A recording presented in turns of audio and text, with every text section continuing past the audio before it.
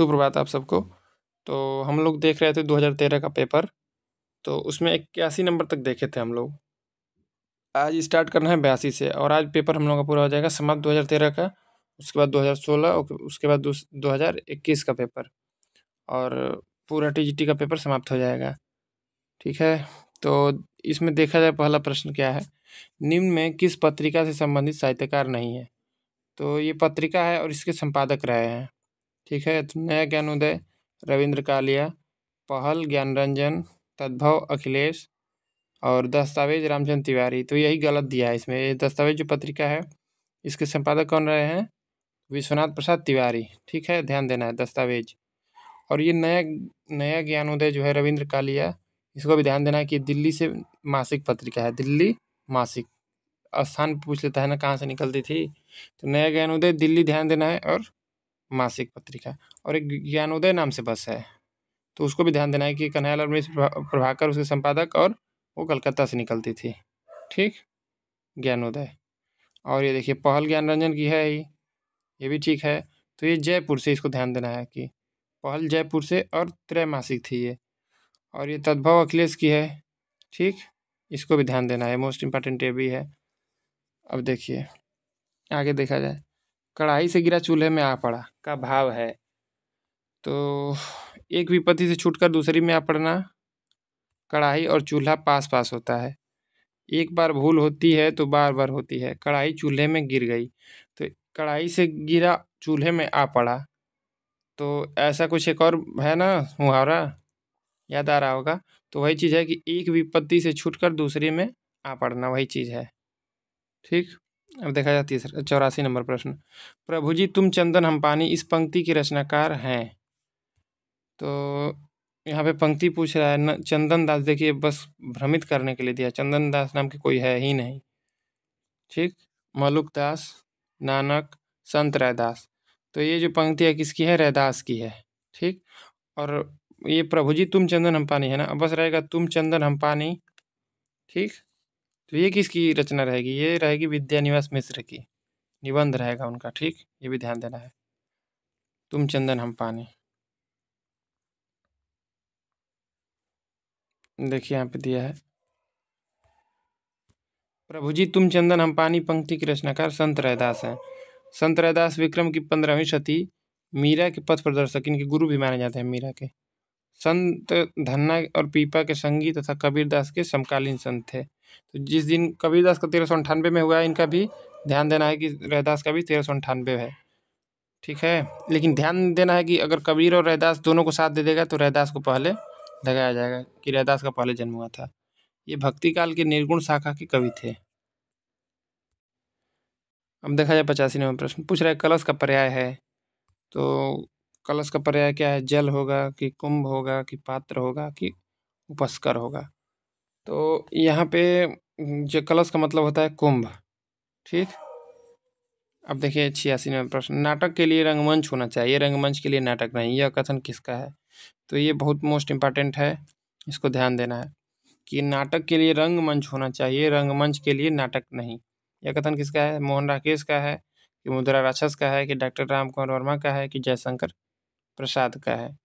तो ये जयशंकर प्रसाद का है। ठीक, नाटक के लिए रंगमंच होना चाहिए, रंगमंच के लिए नाटक नहीं, यह कथन जयशंकर प्रसाद का है। जयशंकर प्रसाद के सज्जन, ये महाभारत पे आधारित है, महाभारत के कथानक पे।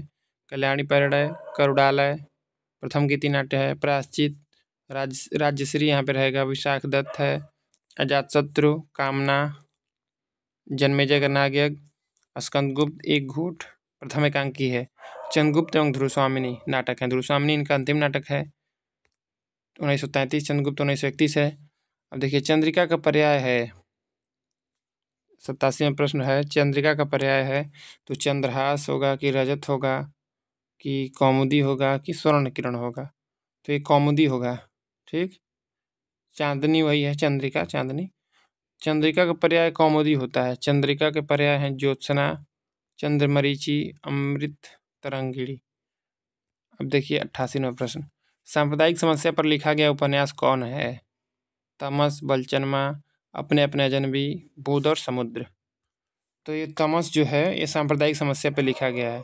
इसको ध्यान देना है, 1973 ईस्वी, ठीक, तमस 73 में। और ये बलचनमन नागार्जुन का उपन्यास है। अपने अपने अजनबी जो है ये अज्ञे जी का उपन्यास है, ठीक। और बुध और समुद्र ये अमृतलाल नागर का उपन्यास है।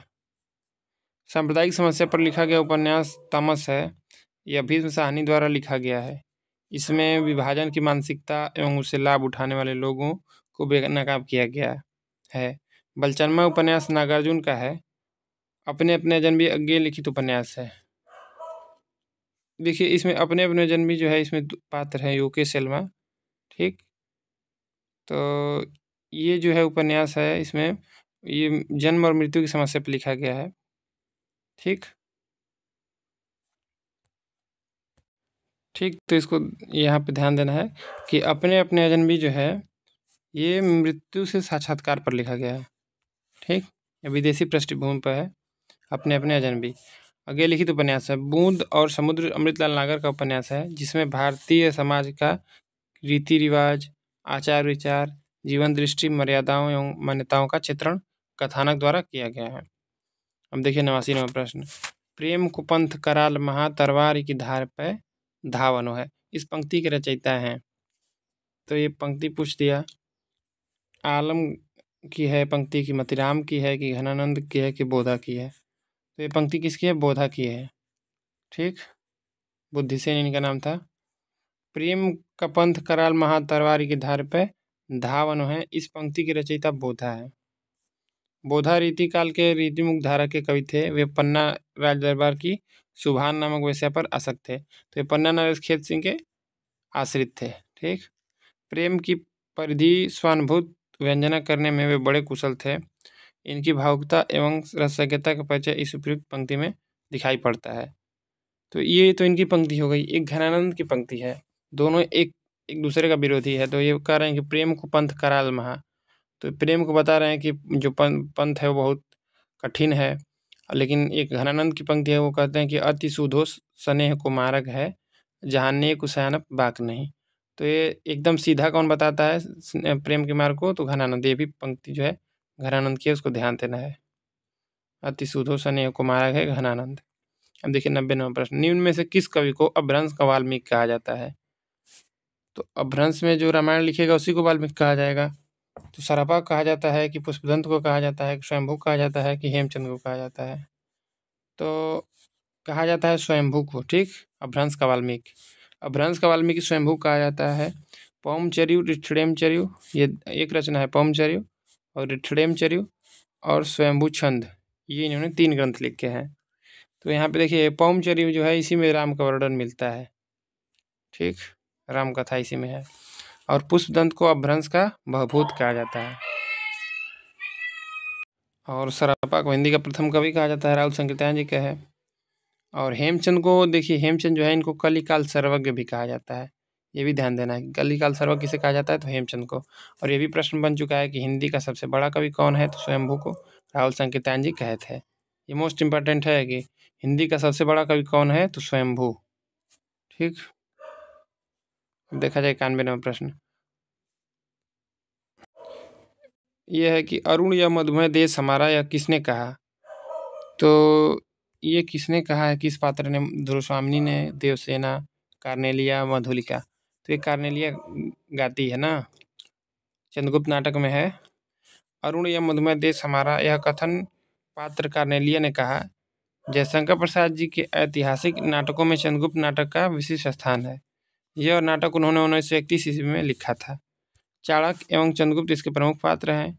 कार्नेलिया इस नाटक की नायिका है। तो ये विदेशी पात्र है कार्नेलिया, भी ध्यान देना है।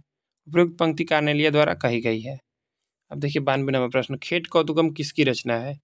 तो ये खेट कौतुकम जो है ज्योतिष ग्रंथ है, किसका है? रहीम दास का है कि रसखान का है कि कविगंग का है कि दादू दयाल का है? तो ये रहीम की रचना, ठीक है, रहीम की रचना है खेट कौतुकम। खेट कौतुकम रहीम द्वारा रचित ज्योतिष ग्रंथ है। रहीम की अन्य रचनाएं हैं रहीम दोहावली, सतसई, श्रृंगार सोरठा, ठीक। यहाँ पे श्रृंगार सोरठा रहेगा। मदनाष्टक है, रास पंचाध्यायी है, इनकी भी है, और नंददास की भी, इसको भी ध्यान देना है।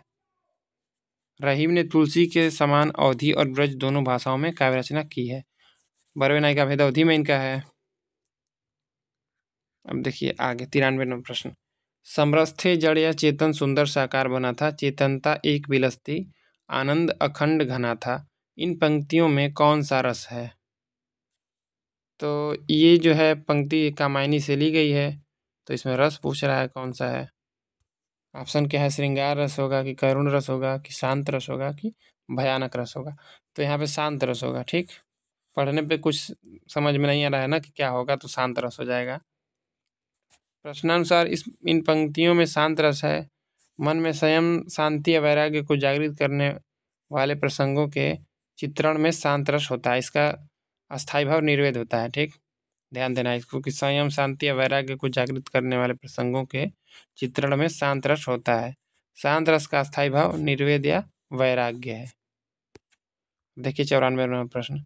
निम्न में से कौन उपन्यास एवं उपन्यासकार का युग्म सही नहीं है? तो महाभोज मन्नू भंडारी 1969 ईस्वी, ये आवा चित्रा मुदगल, तत्सम राजी सेठ, मुझे सूरज चाहिए सुरेंद्र वर्मा। तो देखिए यहाँ पे कितना भटकाने वाला प्रश्न है ये। जो सूरज और चांद नहीं ध्यान देगा उसका गड़बड़ हो जाएगा। तो मुझे चांद चाहिए है। ठीक, मुझे चांद चाहिए, ये है सुरेंद्र वर्मा की रचना, लेकिन यहाँ पे सूरज डाल दिया इसमें, बीच में कन्फ्यूजन हो जाएगा उससे, तो यही नहीं होगा। ठीक, अब देखिए पाप और पुण्य के चिरंतन, यहाँ पे चिरंतन होना चाहिए। चिरंतन नैतिक प्रश्न को किस उपन्यास में प्रस्तुत किया गया है? सामर्थ्य और सीमा, चित्रलेखा, भूले बिसरे चित्र, आखिरी दाव। तो ये चित्रलेखा जो उपन्यास है 1934 ईस्वी, इसमें पाप और पुण्य की समस्या पर इसको लिखा गया है। तो इसके पात्र भी ध्यान देना है। इसके पात्र कौन कौन है? कुमारगिरी है, चित्रलेखा तो मेन है ही, बीजगुप्त है और श्वेतांक है। ठीक, तो कुमारगिरी, चित्रलेखा, बीजगुप्त, ये तीनों ध्यान देना है, पात्र हैं इसके। भगवती चरण वर्मा द्वारा लिखित चित्रलेखा उपन्यास पापपुर की समस्या को प्रस्तुत किया गया है। तो इसमें पापपुर की समस्या है। वर्मा जी के अन्य उपन्यास हैं भूले बिसरे चित्र, टेढ़े मेढ़े रास्ते, सामर्थ्य और सीमा, सभई नचावत राम गोसाई आदि। तो उनको जो है कि भूले बिसरे चित्र जो है, इस पे साहित्य अकादमी पुरस्कार मिला है, इसको भी ध्यान देना है। अब देखिए परमानंद में कौन सा समास है? ठीक, या परमानंद रस नहीं है। परमानंद शब्द में कौन सा समास है पूछ रहा है। तत्पुरुष, द्वंद्व, कर्मधारय, अव्ययी भाव। तो यहाँ पे कर्मधारय समास होगा, क्योंकि ये विशेषण बता रहा है ना, परम आनंद। परमानंद में कर्मधारय समास है। परम है जो आनंद। परमानंद जिस समास शब्द के दोनों पदों में से एक विशेषण तथा दूसरा विशेष होता है, अथवा एक उपमान तथा दूसरा उपमेय होता है, वह कर्मधारय समास कहलाता है। यहाँ पे समास रहेगा। जब समस्त पद में उत्तर पद प्रधान हो तो उसे तत्पुरुष समास कहते हैं। जब समस्त शब्द एक से अधिक पद समान रूप से प्रधान होते हैं, वह द्वंद्व समास होता है। ठीक, द्वंद्व में दोनों पद प्रधान होते हैं। अव्ययी भाव का शाब्दिक अर्थ है जो अव्यय बन गया हो। जब शब्द समस्त होने पर अवयवों की भांति प्रयुक्त होते हैं तो वहाँ अव्ययी भाव समास होता है। तो समास तो पता ही होगा सबको। अब देखिए 97 नंबर प्रश्न। प्रत्येक का संधि विच्छेद होगा। तो इसमें यड़ संधि है प्रत्येक में। प्रत्यय प्लस एक होगा कि प्रति प्लस एक होगा कि प्रति प्लस एक होगा, एक हो जाएगा ये। ठीक, एक है। प्रत्यय प्लस एक होगा, तो इसमें ये वाला ऑप्शन सही है, प्रति प्लस एक। ई का यह हो जाता है, उ का व, री का र। तो यड़ संधि है इसमें। प्रत्येक का संधि विच्छेद प्रतिधन एक होगा। इसमें यड़ स्वर संधि है। यदि ई मूल स्वरी, दीर्घ स्वरी, मूल स्वरू और दीर्घ स्वरू और री के बाद कोई भिन्न स्वर आए तो इनका परिवर्तन क्रमशः य, व, र में हो जाता है। यह इकोयर्ची सूत्र से सिद्ध हुआ। अब देखिए 98 नंबर प्रश्न। किस शब्द में अ उपसर्ग है? तो अ उपसर्ग किसमें है? अभिमान, इसमें तो अभी आ जा रहा है। अनजान, तो इसमें अन आ जा रहा है। अभाव इसमें है।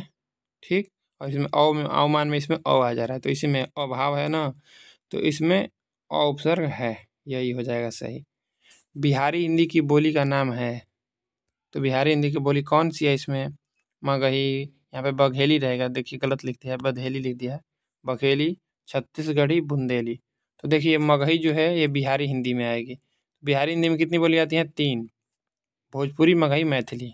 भोजपुरी, मगही, मैथिली और ये बघेली जो है और छत्तीसगढ़ी ये अवधी में आती हैं, अवधी, बघेली, छत्तीसगढ़ी। और ये बुंदेली जो है पश्चिमी हिंदी में आती है। ठीक, तो ब्रज बुंदेली, कन्नौजी और हरियाणवी ये सब किस में आती हैं? पश्चिमी हिंदी में। बिहारी हिंदी बोली का नाम मगही है। मगही मागधी या मगध की भाषा का आधुनिक नाम है। इसके क्षेत्र में पटना, गया और हजारीबाग आता है। मगही में ललित साहित्य का अभाव है। संत कवियों में बाबा मोहनदास और हेमनाथ मगही के प्रसिद्ध कवि हैं। तो इसमें एक चीज़ पूछा था, पटना में कौन सी बोली बोली जाती है? तो मगही, ये पूछा था प्रश्न, इसको भी ध्यान देना है। देखिए आगे 100 नंबर प्रश्न, सर्वेश्वर दयाल सक्सेना की नाट्य कृति का नाम है। तो इनका नाटक कौन है इसमें? तो इसमें ऑप्शन दिया है, तिलचट्टा है, शुतुरमुर्ग है और अंधों का हाथी, बकरी। तो ये बकरी जो नाटक है ये सर्वेश्वर दयाल सक्सेना लिखे हैं, इनका फेमस नाटक है ये। ठीक, बकरी सर्वेश्वर दयाल सक्सेना की नाट्य कृति है। इनकी अन्य नाट्य कृतियाँ हैं लड़ाई, अब गरीबी हटाओ। ठीक, ये ध्यान देना है, अब गरीबी हटाओ। और बस गरीबी हटाओ रहेगा तो रविंद्र कालिया की रचना है वो, गरीबी हटाओ। और अब गरीबी हटाओ सर्वेश्वर दयाल सक्सेना। कल यहाँ पे भात रहेगा, कल भात आएगा। होरी धूम मच्चों री, पीली पत्तियाँ आदि, ये सब इनकी नाट्य कृतियाँ हैं। ठीक ना, इसको ध्यान देना है। अब देखिए तिलचट्टा जो है ये मुद्रा राक्षस की रचना है, नाट्य कृति है उनकी। तिलचट्टा हो गया और फेथफुली हो गया और मरजीवा हो गया, संतोला हो गया, ये सब मुद्रा राक्षस की रचना है। मुद्रा राक्षस एक नाटककार हैं और मुद्रा राक्षस नाम से नाट रचना भी है, तो विशाख दत्त की है। और एक और चीज़ ध्यान देना है कि मुद्रा राक्षस जो है नाटक की भाषा जो है उसको हाशिए की भाषा कहे हैं, ये भी ध्यान देना है। ठीक, और ये देखिए शुतुरमुर्ग जो है ये शुतुरमुर्ग और नेफा की एक शाम, ये सब किसका नाटक है? ज्ञानदेव अग्निहोत्री। ठीक, और अंधों का हाथी एक है, तो ये शरद जोशी की रचना है, ये शरद जोशी का नाटक है, इसको भी ध्यान देना है, अंधों का हाथी। और उसमें हाथी जो है महंगाई और भ्रष्टाचार का प्रतीक है। और देखिए हाथी से एक मिलता जुलता और है, उस क्या नाम है उसका? हाँ, तीसरा हाथी है। तो तीसरा हाथी भी ध्यान देना है कि वो किसकी रचना है? रमेश बच्ची की रचना है। ठीक, तो ये सब ध्यान देना है, नाटक कृतियाँ हैं। अब आगे देखा जाए 101 नंबर, निम्न में कौन कथन सत्य नहीं है? तो इसमें कौन सही नहीं है इसको देखना है। संस्कृत में 3 वचन होते हैं। ठीक, ठीक है, एक वचन, द्विवचन, बहुवचन। हिंदी में 2 वचन होते हैं, ये भी ठीक है। एक वचन होता है, बहुवचन हो जाता है। हिंदी में 2 लिंग होते हैं, ये भी ठीक है, पुल्लिंग, स्त्रीलिंग। और संस्कृत में हिंदी की तरह 2 लिंग होते हैं, ये गलत हो गया क्योंकि संस्कृत में 3 लिंग होते हैं। ठीक ना, अब देखिए इसको देखा जाए, हिंदी में 2 लिंग पुल्लिंग और स्त्रीलिंग होते हैं। संस्कृत में 3 लिंग पुल्लिंग, स्त्रीलिंग और नपुंसक लिंग होते हैं। तो नपुंसक लिंग जो है हिंदी में नहीं होता है। प्रस्तुत प्रश्न में विकल्प डी सत्य नहीं है क्योंकि संस्कृत में हिंदी की तरह 2 लिंग नहीं होते हैं। अब देखिए 102 नंबर प्रश्न, उदय प्रकाश द्वारा लिखित कौन सी कहानी नहीं है? तो तिरिच है, पाल गुमरा का स्कूटर है, पीली आंधी यहाँ पे रहना चाहिए, दरियाई घोड़ा। तो ये तीनों तो है, तिरिच, पाल गुमरा का स्कूटर और दरियाई घोड़ा। ये पीली आंधी प्रभा खेतान की रचना है। ठीक, इसको ध्यान देना है, पीली आंधी प्रभा खेतान। और इसी तरह काली आंधी एक है, कमलेश्वर की रचना है। तिरिच, पीली छतरी वाली लड़की, ये भी इनकी रचना है, पीली छतरी वाली लड़की। दत्तात्रेय का दुख, पाल गुमरा का स्कूटर और अंत में प्रार्थना, दरियाई घोड़ी, दरियाई घोड़ा है। ठीक, यहाँ पे ध्यान देना है, यहाँ पे इसी में थोड़ा मिस्टेक हो गया, दरियाई है, यहाँ पे घोड़ा होगा, दरियाई घोड़ा। उदय प्रकाश लिखित कहानियाँ हैं, तो ये उदय प्रकाश की कहानियाँ हैं, ये उदय प्रकाश मोस्ट इंपॉर्टेंट हैं, इनसे प्रश्न जरूर बनता है। तो तिरिच ध्यान देना है, पीली छतरी वाली लड़की, दत्तात्रेय का दुख है, पाल गुमरा का स्कूटर तो मोस्ट इंपॉर्टेंट है, और दरियाई घोड़ा। ठीक, उदय प्रकाश द्वारा लिखित कहानी नहीं। अब ये पीली आंधी जो है ये प्रभा खेतान की रचना है। अब देखिए वह पथ बंधु था उपन्यास के लेखक हैं, तो वह पथ बंधु था नरेश मेहता, प्रभाकर माचवे, भैरव प्रसाद गुप्त, रांगे राघव। तो ये जो है नरेश मेहता का उपन्यास है, यह पथ बंधु था या वह पथ बंधु था। वह यहाँ पे गलत लिखा है, वह प्रथम बंधु था हो गया है। वह पथ बंधु था उपन्यास के लेखक नरेश मेहता हैं। इनका अन्य उपन्यास डूबते मस्तूल भी है। तो डूबते मस्तूल भी इनका उपन्यास है। अब यहाँ पे पूछ रहा है कि विज्ञान गीता की रचना किसने की? तो व्यास जी, बाल गंगाधर तिलक, केशवदास, चिंतामणि। तो ये केशवदास की है विज्ञान गीता। ठीक, इनका आध्यात्मिक ग्रंथ है, इसको ध्यान देना है कि विज्ञान गीता केशवदास का आध्यात्मिक ग्रंथ है। ठीक, और ये चिंतामणि को ये रीतिकाल का प्रथम कवि कौन माना है? आचार्य रामचंद्र शुक्ल माने हैं। प्रमुख रीतिबद्ध कवि केशवदास विज्ञान गीता के रचयिता हैं। इनकी अन्य रचनाएं हैं कवि प्रिया, इसमें अलंकार का विवेचन है। रसिक प्रिया, इसमें रस का विवेचन है। ठीक, और रामचंद्रिका है, इसमें छंदों का अजायब घर इसको कहा जाता है। वीर सिंह देवचरित, इसको माना जाता है कि एक रात में लिखे हैं रामचंद्रिका को। रतन बावनी और जहांगीर जस चंद्रिका कवि प्रिया और रसिक प्रिया काव्य शास्त्रीय पुस्तकें हैं। एक में रस का है, एक में अलंकार का है। वर्णन, निम्न में से कौन वर्णिक छंद है? तो इसमें वर्ण को गिन के जो बताया जाता है कि इसमें वर्ण गिना जाता है, उसमें वर्णिक छंद रहता है। तो देखिए यहाँ पे दोहा दिया है, चौपाई दिया है, सवैया दिया है, रोला दिया है। तो इसमें सवैया जो है ये वर्णिक छंद है। सवैया वर्णिक छंद है। सवैया छंद के कई भेद हैं। ये भेद गणों के संयोजन के आधार पर बनते हैं। इनमें सबसे प्रसिद्ध मतगैन सवैया है। इसे मालती सवैया भी कहते हैं।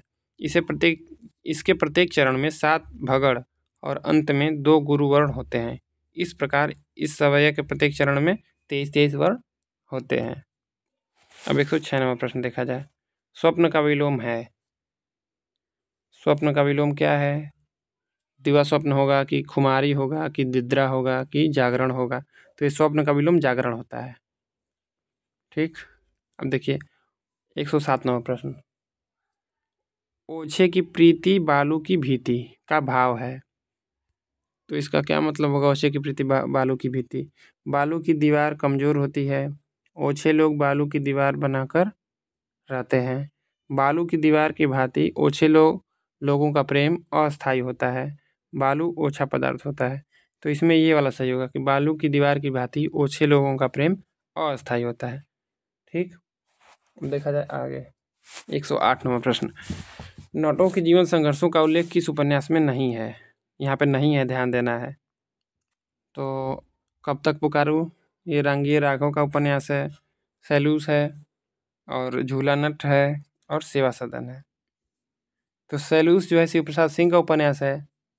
ठीक, और झूला नट मैत्रेयी पुष्पा। तो इन तीनों में है, सैलूस में भी है, झूला नट में भी है, कब तक पुकारूं में भी है। लेकिन इसमें जो है नटों का जीवन संघर्ष का उल्लेख नहीं है सेवा सदन में। ठीक, ये भी वेश्या जीवन पर आधारित है। प्रेमचंद का उपन्यास है, 1918 ईस्वी में इसको लिखे। कब तक पुकारूं, सैलूस और झूला नट उपन्यास में नटों के जीवन संघर्ष का उल्लेख किया गया है। प्रेमचंद के सेवा सदन उपन्यास में नटों के जीवन संघर्ष का उल्लेख नहीं किया गया है। ये पहले उर्दू में था सेवा सदन, ठीक, बाजार हुस्न नाम से, इसको बाद में सेवा सदन नाम से कर दिए। देखा जाए आदिकाल को प्रारंभिक काल नाम किसने दिया? तो ये प्रारंभिक काल में और ये आरंभिक काल में बहुत कन्फ्यूजन रहता है। डॉक्टर ग्रियर्सन, मिश्र बंधु, महावीर प्रसाद द्विवेदी, हजारी प्रसाद द्विवेदी। तो आदिकाल को प्रारंभिक काल कहे गणपति चंद्र गुप्त, लेकिन ऑप्शन में दिया नहीं है, मिश्र बंधु को दिया है, तो ये आरंभिक काल कहे हैं। ठीक, तो ये चयन बोर्ड ने प्रश्न को गलत मान लिया है। ठीक है, तो डॉक्टर ग्रियर्सन आदिकाल को क्या कहे? ये कहे चारण काल। और संधि एवं चारण काल कौन कहा? डॉक्टर रामकुमार वर्मा। मिश्र बंधु आरंभिक काल कहे हैं। महावीर प्रसाद द्विवेदी कहे हैं बीज वपन काल। हजारी प्रसाद द्विवेदी यही आदिकाल कहे हैं आदिकाल को। वीर गाथा काल आचार्य रामचंद्र शुक्ल कहे हैं। वीर काल कौन कहा है? तो विश्वनाथ प्रसाद मिश्र कहे हैं। अब देखिए 110वां प्रश्न। अधिकार खोकर बैठना यह महादुष्कर्म है, इस पंक्ति के रचयिता हैं। अब देखिए ये पंक्ति किसकी है? रामधारी सिंह दिनकर की है कि मैथिली शरण गुप्त की है कि निराला की है कि सुभद्रा कुमारी चौहान की है? तो ये पंक्ति जो है मैथिली शरण गुप्त की है। न्यायार्थ अपने बंधु को भी दंड देना, कैसे पंक्ति है? अधिकार खोकर बैठना यह महादुष्कर्म है। और इसके आगे की पंक्ति आप लोगों को याद होगी, याद नहीं आ रही है हमको। अधिकार खोकर बैठना यह महादुष्कर्म है पंक्ति मैथिली शरण गुप्त की है। ठीक, देखिए 111वां प्रश्न। वागर्थ पत्रिका कहाँ से प्रकाशित होती है? वागर्थ तो मुंबई से, वाराणसी से, नई दिल्ली से, कोलकाता से। तो ये वागर्थ पत्रिका जो है, ये इसके संपादक कौन है? वागर्थ के एकांत श्रीवास्तव। ठीक। और ये मासिक पत्रिका है कोलकाता से, इसको ध्यान देना है, वागर्थ पत्रिका। अब 112 नंबर प्रश्न है, हम बिस्पाई जन्म के इस काव्य कृति के रचनाकार हैं। तो इसमें बहुत कन्फ्यूजन करता है, हम बिस्पाई जन्म के और एक कंठ बिस्पाई। तो हम बिस्पाई जन्म के ऑप्शन दिया, किसकी रचना हो सकती है? सुभद्रा कुमारी चौहान, रामनाथ त्रिपाठी, बालकृष्ण शर्मा नवीन, गोपाल सिंह नेपाली। तो ये ऑप्शन में गलत दिया है, यहाँ पे डी दिया होगा, लेकिन यह है बालकृष्ण शर्मा नवीन की रचना। ठीक। और एक कंठ बिस्पाई दुष्यंत कुमार। हम बिस्पाई जन्म के इस काव्य कृति के रचनाकार द्विवेदी युगीन कवि बालकृष्ण शर्मा नवीन है। ठीक। यहाँ पे द्विवेदी युगीन कवि लिखा है ना कि बालकृष्ण शर्मा नवीन। ये जो बालकृष्ण शर्मा नवीन है, ये राष्ट्रीय सांस्कृतिक काव्यधारा में आते हैं। इनकी अन्य रचना है कुमकुम, उर्मिला, अपलक, रश्मिरेखा, क्वासी, विनोवास्तवन, प्राणार्पण आदि इनकी रचनाएं हैं। अब 113 नंबर प्रश्न देखा जाए, निम्न में से कौन किसके लिए प्रसिद्ध नहीं है? तो संस्कृत साहित्य से आ गया है। तो हम लोग पढ़े हैं कि उपमा के लिए कालिदास, उपमा कालिदासस्य, करुणा के लिए भवभूति, कहते हैं कि एको रस करुण एव, एक ही रस मानते हैं करुण को। उनके उत्तर रामचरितम नाटक में ये है करुण रस। अलंकार के लिए भामा, तो अलंकार संहिता के प्रवर्तक भामा है ही। वक्रोक्ति के लिए क्षेमेंद्र, तो ये क्षेमेंद्र जो है औचित्य के लिए माने जाते हैं, वक्रोक्ति के लिए कुंतक माने जाते हैं। सही उत्तर है डी, सही उत्तर है, वक्रोक्ति के लिए कुंतक प्रसिद्ध है। अब देखिए, राधा वल्लभ संप्रदाय का प्रवर्तन किसने किया? राधा वल्लभ संप्रदाय, तो कन्फ्यूजन नहीं होना है, राधा वल्लभ संप्रदाय एक है, एक वल्लभ संप्रदाय है। तो वल्लभ संप्रदाय वल्लभाचार्य, राधा वल्लभ संप्रदाय हित हरिवंश। तो ऑप्शन क्या दिया इसमें? वल्लभाचार्य, मध्वाचार्य, हित हरिवंश, सूरदास। तो ये हित हरिवंश होंगे राधा वल्लभ संप्रदाय के प्रवर्तक। राधा वल्लभ संप्रदाय का प्रवर्तन स्वामी हित हरिवंश ने वृंदावन में किया। इस संप्रदाय में प्रेम को ही भक्ति का मूलाधार बताया गया है। अनंत भाव और अनंत रूपों में नित्य क्रीड़ा करने वाला प्रेम ही परम तत्व है। अब 115 नंबर देखा जाए, अहेतुक का शुद्ध रूप है, तो यहाँ पे वर्तनी पूछ लिया है, कौन इसमें सही होगा? अहितकी, अहेतुकी और वेतुकी, अभितुकी। तो इसमें कौन सा सही होगा? इसमें अहेतुकी सही होगा। ठीक, अहेतुकी। अब देखिए, निम्न में से किस कवि ने सतसई की रचना नहीं की है? तो इसमें शिल्पी में गलत दिया है। ऑप्शन क्या है? मतीराम, सेनापति, बिहारी वृंद। तो ये वृंद भी लिखे हैं सतसई, मतीराम सतसई भी है, बिहारी सतसई तो है ही सबसे फेमस, उसमें 719 दोहे हैं। लेकिन ये सेनापति जो हैं, ये सतसई नहीं लिखे हैं। ठीक, मतीराम, सेनापति और बिहारी ने सतसई की रचना की है। तो वृंद कवि वृंद सतसई नामक नीति ग्रंथ में 700 दोहों की रचना की। तो ये देखिए, यहाँ पे बस सेनापति को ध्यान देना है, यहाँ पे गलत लिखा है, सेनापति ने नहीं रचना की है सतसई की। और देखिए 117 नंबर, निम्नलिखित में से द्वंद्व समास बताइए। द्वंद्व समास में दोनों पद प्रधान होते हैं, तो वही पूछ रहा है। शोकाकुल, सर्वोत्तम, वीर पुरुष, पाप पुण्य। तो इसमें पाप पुण्य में हो जाएगा द्वंद्व समास। पाप पुण्य में द्वंद्व समास है। द्वंद्व का शाब्दिक अर्थ है युग्म या जोड़ा। देखिए, ध्यान देना है कि द्वंद्व का शाब्दिक अर्थ है युग्म या जोड़ा। इस समास में दो पद होते हैं तथा दोनों पदों की प्रधानता होती है। इनका विग्रह करने पर बीच में समुच्चय बोधक संयोजक, जैसे और, तथा, यहाँ पे तथा रहेगा, अथवा विकल्पवाचक संयोजक या अथवा लगते हैं। ठीक। अब 118 नंबर प्रश्न देखा जाए, महाप्राण ध्वनि या व्यंजन वर्ग में किससे संबंधित हैं? तो ये लोग, हम लोग वर्णमाला जब पढ़ेंगे उसमें अभी स्टार्ट कर दिए हैं, तो उसमें बहुत अच्छे से समझा जाएगा इसको, महाप्राण और प्राण क्या होता है, घोष अघोष। तो इसमें पूछ रहा है महाप्राण ध्वनि या व्यंजन वर्ग में किससे संबंधित हैं? पहला दूसरा, दूसरा तीसरा, दूसरा चौथा, पहला चौथा।